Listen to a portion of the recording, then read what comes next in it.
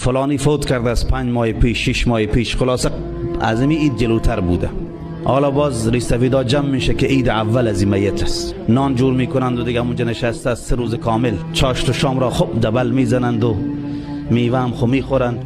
به جای میوه خشک میوه تازه میگذاره، نشانه به گفته خود از اونای مصیبت است که اینجا غمی بوده است. خوب گوش بکنید حدیث رسول الله صلی الله علیه و سلم: من کان یؤمن بالله والیوم الاخر فلا یحد فوق 3 ایام. هر کسی که مسلمان هست، ایمان به خدا و روز آخرت دارد، از 3 روز بیشتر عزاداری نکند. هر کسی ایمان به خدا و روز آخرت دارد. او سردار صاحب، آروی سفید صاحب، تو 2 ماه 3 ماه از این مراسم گذشته، از این میت گذشته، خانه میت فراموش کرده، این چی حساب کتابی باز دوباره شروع کردی فرش ماتم را تنک میکنی که عید اول است؟